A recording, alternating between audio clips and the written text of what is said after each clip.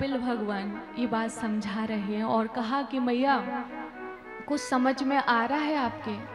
जीव की गति बताई, अष्टांग योग बताया और उसके बाद में मैया से पूछा कि मैया अब गंगा सागर जाने का समय हो रहा है, आप कुछ बताएंगी कि आपकी कुछ समझ में आया? तो आज देवहूति मैया ने कहा कि मुझे बस एक ही बात समझ में आई। क्या?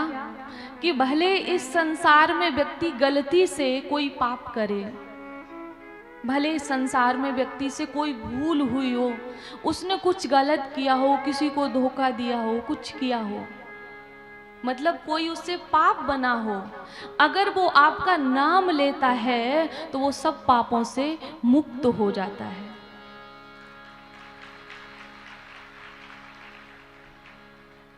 और इतना कहकर भगवान गंगा सागर को प्रस्थान करते हैं और देवहूति मैया ने अपने शरीर का त्याग कर दिया वहीं पर।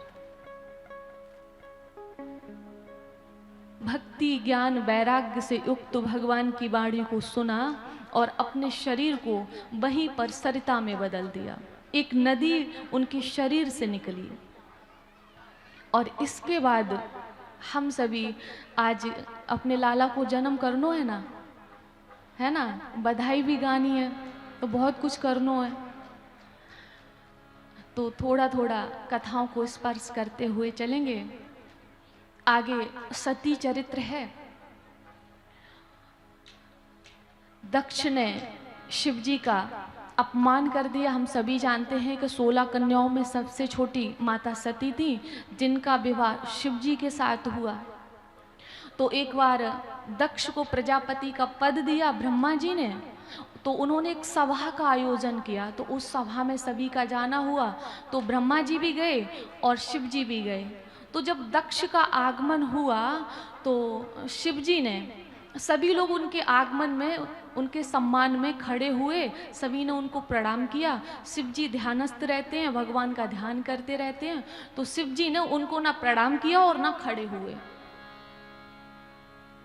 तो दक्ष को गुस्सा आ गया, तो उन्होंने खरी खोटी सुना दी और अंत में श्राप दे दिया कि इनको कोई यज्ञ में भाग ना दिया जाए।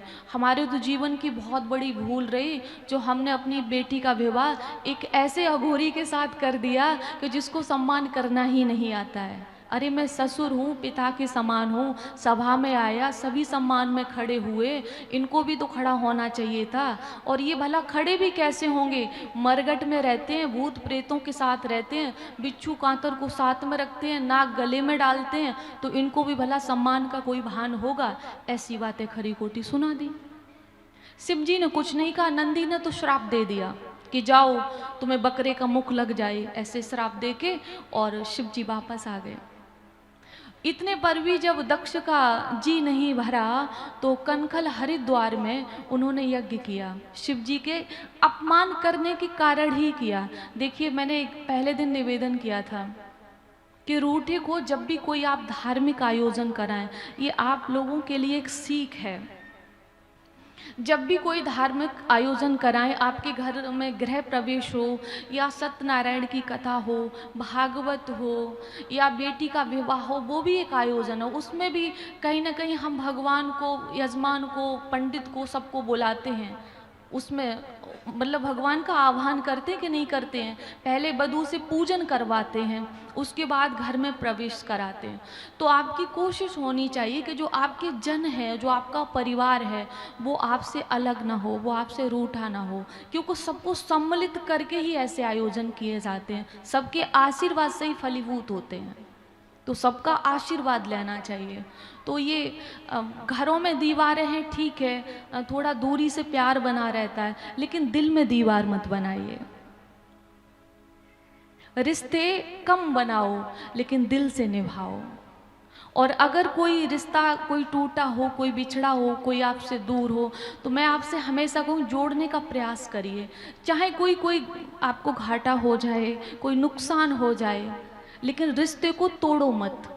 कैसा भी रिश्ता हो, रिश्ते को तोड़ना नहीं चाहिए। क्योंकि मैं हमेशा एक बात कहती हूँ कि गंदा पानी प्यास नहीं बुझा सकता, आग तो बुझा सकता है।